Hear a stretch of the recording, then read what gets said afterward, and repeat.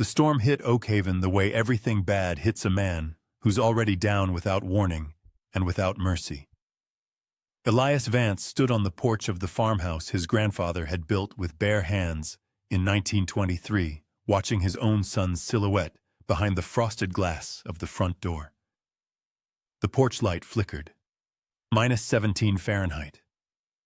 Wind chill made it feel like the edge of the world. Don't make me say it again. Nathan's voice carried through the wood like it was nothing, like Elias was nothing. This is my property now. You signed the papers, Dad. You were having one of your episodes, remember? You didn't even know what day it was. Elias remembered. He remembered everything. That was the problem. He'd been back from his third deployment for 11 years, and the war had never left him.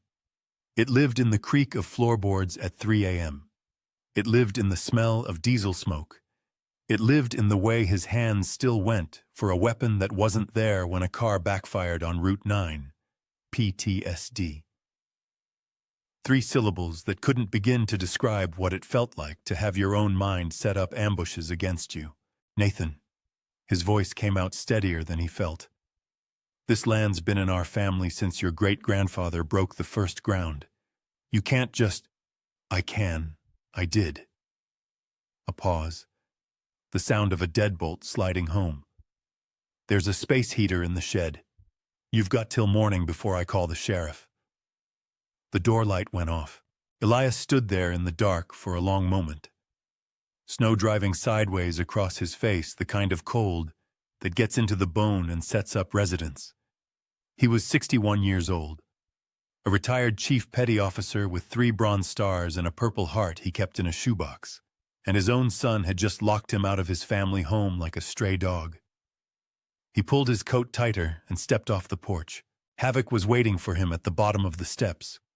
The German shepherd stood chest deep in snow ears, up eyes never leaving Elias's face. The dog had been with him for 6 years, a retired military working dog with his own collection of scars. They'd found each other at the VA program, 2 damaged things learning to breathe in the same room without flinching. Havoc read him better than any therapist ever had. Come on, boy. They moved through the dark together. Elias with his duffel over one shoulder, and his service record tucked inside a waterproof bag against his chest. The only things Nathan hadn't managed to confiscate. The old storage shed sat at the northeast corner of the property, where the tree line pressed close and the pines groaned under their snow loads like old men bearing too much weight. The shed door fought him. Everything out here fought him. He finally wrenched it open, got inside, found the space heater Nathan had mentioned, more an acknowledgement of guilt than an act of kindness. Elias clicked it on and sat on an overturned crate listening to the wind howl through gaps in the siding. Havoc circled twice, then stopped. The dog's nose dropped to the floor. Elias watched him. In 6 years, he'd learned to read Havoc the same way the dog read him a language built from small signals, weight shifts, the set of the ears. What he saw now wasn't the dog settling in for the night. Havoc's hackles rose. A low sound started in his chest. Not a growl exactly. Something older. What is it? The dog dropped his head and began to dig. Not the casual scratch of a dog looking for a comfortable spot. This was focused, obsessive. His front paws worked in a frenzy at the dirt floor in the far corner of the shed, throwing frozen earth and splinters of old wood back between his hind legs. The sound of it was almost desperate. Havoc, easy. Elias crossed the shed and crouched down. Hey, look at me. The dog kept digging. His paws were hitting something down there, hard-packed earth, giving way to something more resistant. In the pale glow of the space heater, Elias could see blood starting to seep from a split in the skin above Havoc's right paw. The dog didn't stop. Havoc, enough! The sound changed. Metal. The dog's claws had found something solid, and the scrape of it cut right through the storm noise. Elias pushed Havoc gently aside and brushed the loosened dirt away with his hands. His fingers found a seam, then an edge, then a handle corroded so badly it had fused to itself. He cleared more dirt. His heartbeat had changed. A hatch. Steel. Maybe 3 feet by 3 feet set flush into the foundation of the shed, invisible under decades of accumulated dirt and God knows what else. He angled the space heater toward it and looked closer. Stamped into the metal, barely visible under a century of rust, a seal. An eagle. Words in a circle around it. United States War Department, classified 1942. Elias sat back on his heels. He'd been deployed to 4 continents. He'd breached compounds in the dark, held positions that shouldn't have held, carried men out of places no one was supposed to know existed. He thought he'd seen most of what the world could throw at a person. He looked at Havoc. The dog looked back at him, panting, one paw still bleeding, entirely certain he'd done the right thing. The lock on the hatch. Someone had already broken it. Chapter 2. The Bunker of Ghosts. Elias didn't open it right away. He sat there for a full minute, listening to the storm, listening to his own breathing, watching that broken lock like it might move on its own. In the teams, they'd called it the slow second, that single breath between seeing a threat and deciding what to do about it. Most men never learned to use it. The ones who lived longest did. Someone had been here before him. Recently. The break on that lock wasn't old rust. The metal at the shear point was still bright. Havoc pressed his warm flank against Elias's leg. The contact was deliberate. The dog did it when he sensed the spiral starting, when the sounds got too layered, and Elias's eyes went somewhere the present couldn't reach. 6 years of mornings where Elias woke up already fighting something that wasn't there, and Havoc had learned every warning sign before Elias knew them himself. "I'm good," Elias said quietly. A lie, but a working one. He pulled the hatch. The hinges screamed. Cold, black air pushed up from below, and with it came the smell, deep earth and old paper, and something metallic and closed off, the specific smell of a place that had been sealed for decades. Elias's throat tightened before his brain caught up to why. Mosul. A basement. 2007. 3 of his guys and a situation that still woke him up at 0300 with his hands shaking.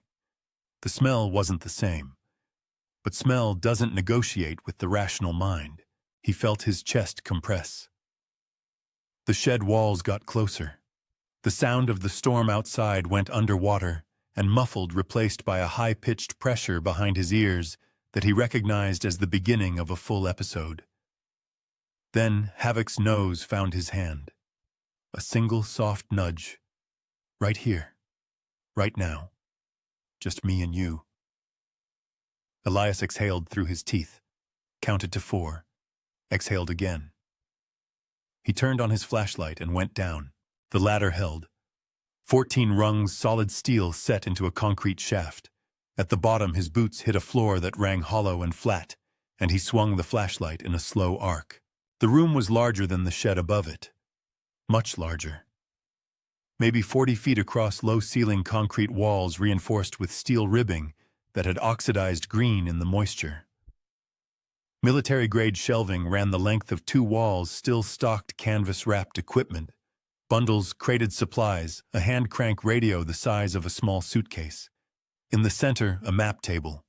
On the walls above it, tactical charts of the Maine coastline dated 1943, German submarine patrol routes, marked in red grease pencil. A World War II coastal defense post, buried, forgotten, and somehow completely intact. Elias moved through it slowly, flashlight touching everything. His heartbeat had settled into something he could work with. Whatever this place was, it was history. Whatever it meant something. On the far end of the map table, under a cracked piece of protective glass, lay a ledger. Brown leather cover, brass clasp, the kind of book that meant official business. He opened it carefully. The first pages were inventory logs, supplies, radio schedules, personnel rotations, standard wartime record-keeping. But halfway through, the handwriting changed. Smaller, more deliberate. A different author. Land survey records. Elias bent closer. The flashlight beam followed his eyes down column after column of legal descriptions, parcels, acreage, boundary lines. And then a date, October 1942, and a signature he recognized because he'd seen it on the family Bible his whole life. Gideon Vance, his grandfather. He read the surrounding text 3 times to make sure he was understanding it right. Gideon Vance had been the civilian liaison for this installation. In exchange for hosting the facility and maintaining secrecy, the federal government had entered into a covenant, a legal designation, that classified the entire valley as protected federal land, exempt from private sale, foreclosure, or transfer, without direct authorization from the Department of the Interior. The land couldn't be sold. Not by Nathan. Not by anyone with the Vance name. Not without documentation that Elias was certain had never existed, because the covenant required federal sign-off, and nobody at the federal level knew this installation was here. It had been buried with everything else. Nathan's deal with Marcus Thorne, whatever it was worth, however many zeros were on that contract, was built on ground that didn't legally belong to either of them. Elias straightened up. He stood very still in the dark, 61 years old, locked out of his own home, standing in a secret room under a shed in the middle of a blizzard, holding proof that his son had tried to sell something he never owned.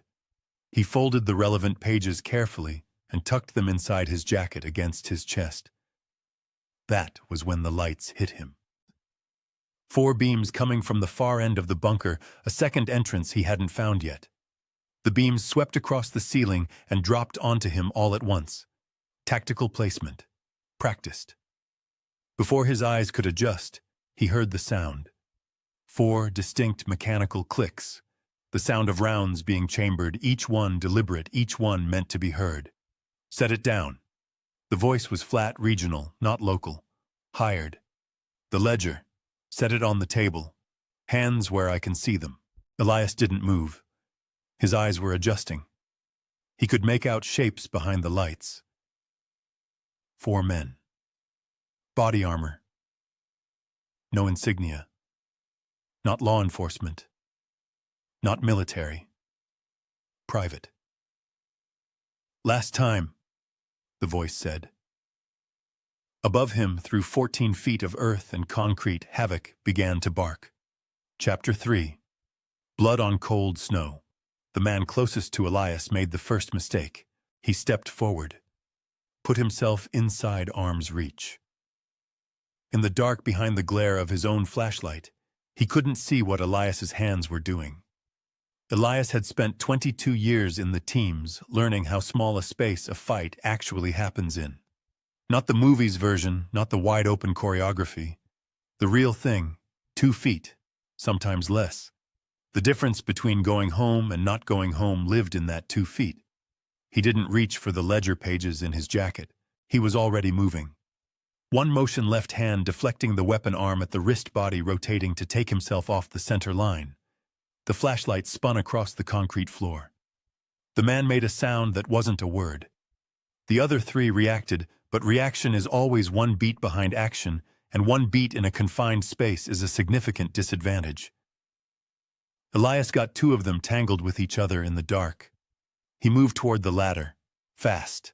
He never made it. Something hit him across the left shoulder from behind, a heavy sweeping blow that dropped him to 1 knee and sent white light across his vision. He got a hand on the ladder rail and pulled himself up. 1 rung. 2. Then havoc came through the hatch opening above like a controlled explosion. The dog hit the nearest man chest first, 85 pounds of muscle and purpose, moving at full speed down a 14-rung ladder without touching half of them. The man's weapon went one direction, and the man went another. Havoc's jaws found the forearm of the second man before he could reorient, and the sound the man made told Elias the bite had landed on something important. For 10 seconds, the bunker was pure chaos. Flashlight beams everywhere, men shouting in the dark, havoc, a shadow moving between them, with the kind of deliberate efficiency that only came from years of training. Elias reached the map table, got the ledger under his arm, got to the ladder. Get the dog off him, get it. He heard it before he saw it. A heavy metal impact. A single ugly sound. Then Havoc yelped a short, sharp cry that cut through everything else and landed in Elias's chest like a blade. He turned. One of the men had caught Havoc across the ribs with what looked like a crowbar, a full-force swing. The dog went sideways into the shelving, hit the concrete floor, and didn't get back up immediately. Every rational thought Elias had went somewhere far away. What replaced it wasn't panic, wasn't rage exactly. It was the cold, pressurized calm that had gotten him through Fallujah, through 2 tours in the Hindu Kush, through the kind of nights that don't make it into official reports. The calm that meant his body had decided surviving was the only priority, and everything else was noise. He crossed the floor, scooped Havoc off the ground with one arm. The dog was breathing. He was breathing, that was enough for now, tucked the ledger under the same arm and hit the ladder with his free hand. The men were reorganizing. Someone was calling for the second entrance to be blocked. Elias went up the ladder with one arm and both legs and came out of the hatch into the shed into cold air that hit him like a wall, and he kicked the hatch shut behind him and didn't stop moving. Out the shed door, into the storm. The tree line was 40 yards northeast. He ran. The snow was deep enough to make every stride a fight. Wind drove it horizontal into his face. He couldn't see more than 10 feet in any direction, which meant they couldn't see him either, and that was the only advantage he had. He used it. Cut angles through the pines, changed direction twice without slowing, put 300 yards between himself and the shed before he let himself stop behind a fallen spruce. Havoc lay across his arms, still breathing. Short, shallow pulls of air, not the normal rhythm. "You're okay," Elias said. His own voice sounded strange to him. "You're okay, I've got you." He said it the way he'd said it to men on stretchers in places that didn't exist on any map. Sometimes it was true. Sometimes it was the only thing left to say. He pushed deeper into the pines. The farmhouse lights were visible through the trees to the west. Nathan's lights, warm and yellow. The lights of a man who'd made his arrangements and gone to bed satisfied. Elias kept moving north. Doc Miller's place was 4 miles up the county road. He'd set bones pulled shrapnel delivered a baby one winter when the ambulance couldn't get through. And he didn't ask questions about things that were better left unasked. Half a mile in, Havoc's breathing changed. Elias felt it before he understood it, a shift in the weight across his arms, something loosening. He looked down. The dog's eyes were still open, but the focus in them was going soft, the way a signal goes to static. "No." The word came out of him raw and unplanned. "No, don't you do that." He started running. The snow swallowed his footprints as fast as he made them. The trees closed in overhead.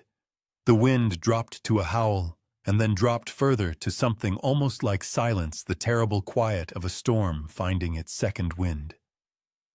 Elias Vance ran through the dark with his dog dying in his arms, and the proof of his family's betrayal pressed against his heart, and behind him the lights of his grandfather's farmhouse disappeared into the white. Chapter 4. The Edge of Survival and the Weight of Truth. Doc Miller didn't ask how bad it was. He could see how bad it was. He met Elias at the back door with a lantern and didn't say a word about the hour or the storm or the blood soaking through Elias's coat from somewhere he hadn't noticed yet. He just looked at Havoc, looked at Elias and said, "Kitchen table. Move." Raymond Miller was 74 years old and had spent 8 years as a combat medic in Vietnam before the Army sent him home with a commendation and a hearing problem. He'd never gotten a veterinary license. He'd also never lost a patient he could have saved, human or otherwise, and in Oakhaven there was no meaningful distinction between the two. He worked without talking. Elias stood against the far wall and watched and kept his breathing controlled and did not think about the last time he'd stood in a room waiting to find out if someone was going to make it. He thought about it anyway. Havoc lay on the table under the overhead light ribs exposed where Doc had shaved the area. 2 cracked, 1 potentially worse. The crowbar had hit him in exactly the wrong place at exactly the wrong angle, and the fact that the dog was still breathing was less a matter of luck than it was a matter of what havoc was made of. "He's got more in him than most," Doc said, not looking up. "But this is going to take time, and it's going to take still. Can he do still? He can do whatever he needs to do." "Good. Because you can't carry him out of here in any hurry. Whatever's behind you, it needs to stay outside that door for at least 6 hours." Elias nodded. He pulled a chair to the corner where he could see both the door and the table, and he sat down, and for the first time since the hatch, he let himself stop moving. His hands were shaking. He'd known they would be. He pressed them flat against his thighs and waited for it to pass. He pulled the ledger pages from inside his jacket, smoothed them on his knee. He'd read the main section in the bunker fast and under pressure. Now he read it again, slowly, in better light, with the full weight of quiet around him. The federal covenant was real. The legal language was dense but unambiguous. The valley parcel, all 340 acres of it, had been designated a protected federal installation site in October 1942. Any attempt to transfer, encumber, or commercially develop the property without Interior Department authorization was null and void, regardless of any subsequent private legal action. Nathan's sale to Marcus Thorne was worth nothing. Less than nothing, it was fraudulent on its face.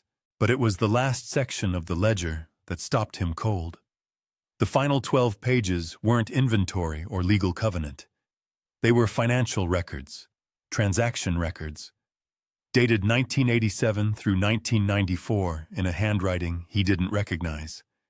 Names, account numbers, wire transfers. And at the top of the first page, a name he did recognize. Thorne Development Group, predecessor entity. He had to read the surrounding notes twice before the shape of it became clear. In 1989, a holding company controlled by Marcus Thorne's father had acquired a package of rural Maine properties through what the notes described as an emergency tax seizure. The properties had been filed under delinquent status by a county assessor who, according to a separate attached document, had received direct payments from the Thorne Holding Company in the 18 months prior. The Vance parcel had been on that list. Except Gideon Vance had never been delinquent. The attached bank statements showed it clearly, taxes paid on time every year, documented to the penny. The delinquency filing was fabricated. The seizure was fraudulent. The assessor had been paid to create paperwork that didn't reflect reality. Thorne's father had stolen the land on paper, and Marcus Thorne had spent 30 years building an empire on that foundation. They hadn't come after Elias because he'd found the bunker. They'd come after him because the bunker contained the proof that everything Marcus Thorne owned, every development, every holding, every dollar that traced back to that original acquisition, was built on a theft. And Elias Vance, by existing, by being Gideon's grandson, was the one person who could stand in front of a federal judge and make that case. They didn't want the land. They needed him gone. He sat with that for a long moment. Outside, the storm had dropped from a howl to a steady pressure, snow still coming, but the violence out of it. The kitchen was warm. Doc worked quietly at the table. Elias looked at his grandfather's signature on the covenant page. The old man had built that farmhouse board by board, had fed a family through the Depression on that soil, had kept a federal secret for the rest of his life because he'd been asked to, and because he believed that some obligations didn't expire. He reached under the chair for the old .30-06 rifle Doc kept by the back door for coyotes, checked the action, reached into his coat pocket for the shells he'd grabbed from the shed before the men came through the hatch. He was loading the second round when the smell hit him. Smoke. Not wood smoke.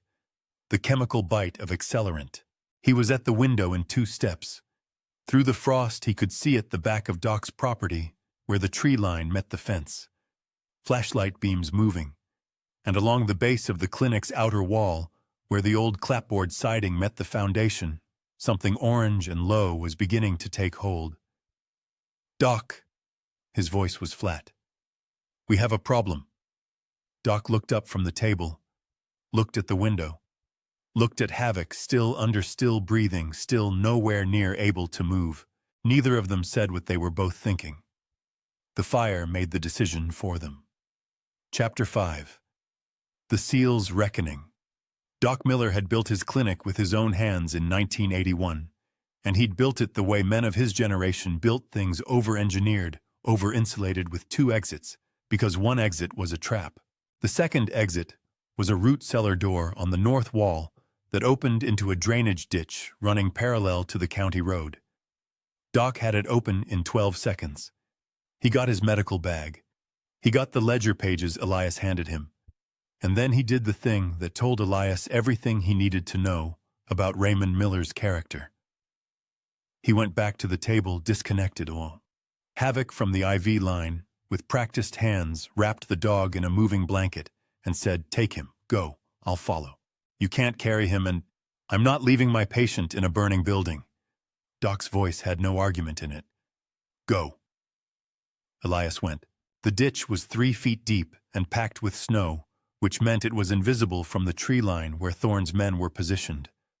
Elias moved through it on his elbows, with Havoc across his chest, keeping below the rim the cold driving up through his jacket like something with intent. Behind him, he could hear the fire working on the clinic's old siding. Ahead, nothing. Just darkness and the county road and the pines beyond it. He counted the men by their flashlight discipline, bad flashlight discipline. They swept wide arcs which told him they were hired for intimidation, not for actual field work. 2 on the south side, 1 near the front, 1 possibly 2 near the back, where the fire was set. 5 total, maybe 6. All focused on the building. None of them were watching the ditch. 22 years in the teams had taught Elias that the most dangerous thing a trained operator could become was something the other side wasn't expecting. Not a threat, not a target. An absence. A space in the dark that moved.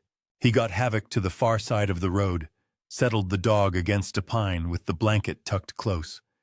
Havoc's eyes were open, glassy but tracking. The dog watched him with the focused patience of an animal that had decided to trust completely and was waiting to see what that trust would produce. "Stay," Elias said. "I'll be back." He meant it the way he'd always meant it when he said it to people he loved in bad places, as fact, not hope. He went back across the road. He took the first man at the tree line from behind a controlled restraint, the man's own body weight used against him, both of them going silently into the snow. No injury, no noise. Elias stripped the man's radio and zip-tied his wrists with the cable from his own flashlight. The second man heard something and turned. Elias was already flat in the snow. In white on white at night, a man who isn't moving is not a man. He's terrain. He waited 4 seconds, watched the flashlight beam sweep over him and past him, then moved again while the man's eyes were still adjusting back from his own light source. 2 down. The third man was on the near corner of the clinic, watching the road. He had his back to the fire, which meant his night vision was completely destroyed by the light behind him. Elias came around the far corner, and the man didn't see him until the last possible moment, and by then it was a conversation rather than a confrontation. "Radio your boss," Elias said. His voice was quiet and entirely serious. "Tell him it's over." The man looked at the rifle in Elias's hands and made the intelligent choice. Inside the burning clinic, a window blew out. The fire was finding its momentum now, orange light washing the snow in the yard. And from the front of the building, someone stepped into that orange light who wasn't one of the hired men. Marcus Thorne was exactly what his photographs suggested. Money worn like a second skin, the posture of a man who had never once been told no and had arranged his world to keep it that way. He was holding a pistol with the careful grip of someone who'd been taught to shoot in a controlled environment and had never needed to use that skill in a context that shot back. "You're done, Vance." His voice carried across the yard. Confident. Loud. Performing for an audience that wasn't there. "You're a trespasser on my property with a stolen document and a history of psychological instability. Whatever you think you found doesn't matter. Nobody's going to believe. The window directly behind Thorne exploded outward. Not from the fire. Through it, trailing bandaging that Doc had wrapped tight around his midsection less than 2 hours ago, came 85 pounds of German Shepherd, moving at a speed that had no business coming from a dog with cracked ribs and a night on an operating table. Havoc hit Marcus Thorne at hip height. The pistol went into the snow. Thorne went down hard, and Havoc stood over him, with his broad chest heaving and his eyes steady, not biting, not attacking, just making the physical fact of the situation absolutely clear. Elias walked across the yard. Thorne looked up at him from the ground, genuinely frightened for what appeared to be the first time in his life. It looked unfamiliar on him. "I called the FBI 2 hours ago," Elias said. "From Doc's landline. Before your people cut the power, not after." In the distance, carrying over the last of the storm's wind, the sound of vehicles on the county road. Multiple vehicles, moving fast, blue and red through the trees. Thorne's face changed. Elias crouched down to where Havoc was standing. He put his hand on the dog's side, feeling the rise and fall of breathing that was shallow but steady. Steady was enough. "Good boy," he said. The first FBI field vehicle came through the tree line with its light bar running, and then 2 more behind it, and the men in the yard who hadn't already been neutralized made the same intelligent choice the third man had made. Agents in tactical gear crossed the yard at a jog. Someone took Thorne by the arm. Someone else started running the people in the yard, and from behind the lead vehicle, moving with the easy confidence of a man who had been waiting for exactly this moment, came Nathan Vance. He was dressed well, calm. He watched the agents process Thorne with the expression of a man watching a problem eliminate itself. Then he looked at Elias, and he did something that turned Elias's blood cold. He smiled. Not the smile of a guilty man watching his co-conspirator go down. The smile of a man who had already made other arrangements. He reached into his coat and produced a document, crisp, official, sealed. He held it up for the lead agent to see. "Power of attorney," Nathan said pleasantly. "Signed, notarized, and filed with the county clerk 18 months ago. My father was adjudicated mentally incapacitated by 2 licensed physicians. Everything he found tonight was found on property that legally transferred to me before any of this began." He looked at Elias. "He has no standing. He's not even a landowner. He's a trespasser with a documented psychiatric history." The smile stayed where it was. "I'm the only legal heir, the only owner, and I'd like these people removed from my property." Chapter 6. The Last Inheritance. The lead FBI agent's name was Carver. She was 40-something, short silver hair, the kind of face that had heard every version of every story and had stopped being impressed by any of them. She took Nathan's document with 2 fingers, the way you take something you intend to examine rather than accept, and she read it without expression. Nathan kept the smile running. He was good at it. He'd clearly practiced. "Adjudication of incapacity," Carver said, not looking up. "Filed when? 18 months ago. As I said. 2 licensed physicians. You said." She turned the page. "And the property transfer was executed on the basis of this adjudication." "Correct. Which means anything my father believes he found tonight, anything he claims to have removed from the property, is legally—" "Mr. Vance." Carver looked up. Her voice hadn't changed in temperature, but something in it stopped Nathan mid-sentence the way a closed door stops a man who expected it to be open. "Do you know what a presidential land covenant is?" A beat. The smile held, but something behind it shifted. "It's a federal designation," Carver continued.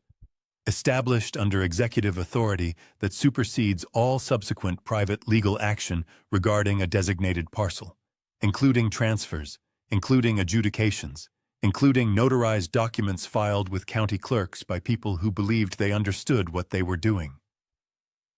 She handed Nathan's document to the agent beside her without looking at it again. "We've been aware of the 1942 Oak Haven installation for 14 months, she said.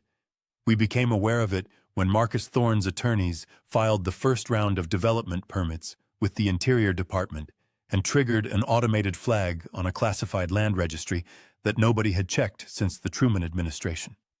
She paused. Your arrangement with Mr. Thorne is what brought us here tonight, Mr. Vance. Not your father. Nathan's smile was gone. In its place was something Elias had never seen on his son's face in 61 years, of knowing him the raw, unguarded expression source of a man who has bet everything on a hand he was certain he held, and has just watched the cards turn. The covenant, Carver said, contains a provision added at the personal instruction of President Roosevelt. Any lineal descendant of the civilian liaison, that would be Gideon Vance, who enters into a commercial transaction involving the protected parcel without federal authorization, is subject to immediate divestiture of all inheritance rights and referral for federal prosecution. She looked at Nathan with something that wasn't quite pity and wasn't quite contempt. You didn't just try to sell land that wasn't yours to sell.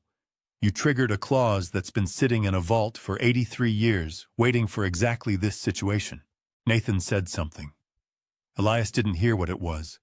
The words came out, but they had no structure, not a sentence, not an argument. Just sounds a man makes when the ground leaves him.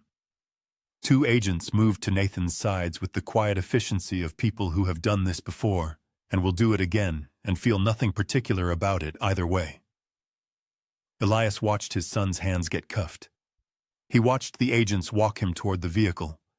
He watched the door close. He felt nothing he expected to feel. No satisfaction.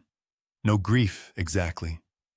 Something more complicated than either the specific exhaustion of a man who has been waiting a long time for a truth to surface and is now standing in the cold, watching it finally irrevocably arrive. Doc Miller appeared at his shoulder. The old medic was carrying his bag and the moving blanket and looking at Havoc with the professional assessment of a man recalculating a prognosis upward. His color's better, Doc said. Elias looked down. Havoc was sitting in the snow beside him, not standing, not yet, but sitting upright, ears up, watching the federal agents work the scene with the calm attention of a dog who understood that the situation had resolved and was waiting for his next instruction. The snow had stopped. Somewhere in the last hour between the fire and the agents and Nathan's face when the cards turned, the storm had quietly ended. The sky to the east was beginning to separate from the tree line, not light yet, but the promise of it, that specific quality of darkness that means darkness is losing. Elias sat down in the snow next to his dog. He put his arm around Havoc's shoulders, careful of the bandaged ribs. The dog leaned into him, with the full weight of uncomplicated trust, warm through the blanket, breathing steady. They sat there together, while the FBI worked around them, while Doc talked to Carver about the medical records he'd need to produce while the first gray light found the top of the pines. The farmhouse was half a mile south. His grandfather's farmhouse. His farmhouse. He thought about Gideon Vance keeping a federal secret for 50 years because someone asked him to and because he believed that some things were worth keeping. He thought about what it meant to inherit something that ran deeper than property lines, an obligation, a standard, a way of being in the world, when the world gave you every reason to be otherwise. Havoc shifted against him and exhaled a long, slow breath. Yeah, Elias said quietly. Me too. 3 weeks later, on a Thursday afternoon in late January, with the sun actually meaning something, for the first time in months, Elias was sitting on the porch of the farmhouse with a cup of coffee going cold in his hand, and Havoc stretched across his boots, warming them. The dog's ribs were healing. Doc said full recovery by spring. Elias believed him. The federal process was moving the way federal processes move, slowly, thoroughly, and in one direction. Thorne's attorneys had filed 4 motions. All 4 had been denied. Nathan had retained counsel and was cooperating in exchange for considerations that Carver had declined to specify, which told Elias the cooperation involved Thorne, and that Thorne's situation was worse than it appeared, which was already quite bad. The farmhouse needed work. The kitchen floor had a soft spot near the back door, and the north-facing windows had been leaking cold air for probably 20 years, and the barn roof was going to need significant attention before next winter. Elias had a list. He was looking forward to the list. Havoc's head came up. Elias heard it a moment later, a vehicle on the gravel drive. He didn't recognize the engine note. Too heavy for a county vehicle, too smooth for a contractor. He set his coffee down. The car that came around the tree line was black. Government plates, but not the standard federal issue different series, the kind that didn't correspond to any department whose name appeared in public directories. It pulled to a stop at the foot of the porch steps with the particular quiet of a very expensive engine at idle. The man who stepped out was in uniform. Army. 4 stars on his shoulders, which meant he hadn't driven himself, which meant the driver who stepped out of the other side was there specifically to stand by and wait. The general was older than Elias Ramrod, straight in the way of men who stopped having a choice about their posture. So long ago they'd forgotten there was ever an alternative. He came up the porch steps without being invited, and without appearing to notice that he hadn't been invited, set a metal case on the porch rail between them, and looked at Havoc for a moment before he looked at Elias. "Chief Vance," he said. Not a question. Elias said nothing. "My name isn't important right now." The general's voice had the flat, carrying quality of a man who'd spent decades in rooms where he needed to be heard. "What's important is what's in that case, and what we're prepared to ask of you, and whether you're willing to hear it." He put his hand on the case but didn't open it. "There's an installation, not domestic. The people who built it knew things they weren't supposed to know, which means we have a problem, which means we need someone who can operate in cold weather terrain, without a support structure, without official acknowledgement, and without a paper trail." He paused. "We also need someone whose partner has a confirmed alert rate of 100% on a specific chemical compound we believe is present at the site." Havoc had sat up. He was looking at the general with the same focused attention he'd given the hatch in the shed floor. That specific quality of attention that meant something underneath the surface had registered. The general looked at the dog. Something moved through his expression that might have been respect. "The country needs what you two have, Mr. Vance. I won't dress it up beyond that." Elias looked at Havoc. The dog looked back at him. The coffee had gone completely cold. The sun was still doing its January best on the snow-covered fields of his grandfather's farm, throwing long shadows from the fence posts that his grandfather had cut and set by hand 80 years ago on land that was his again because an old man had kept faith with something bigger than himself, and that faith had outlasted everyone who tried to bury it. Elias picked up his cup, took a sip anyway. "Tell me about the installation," he said.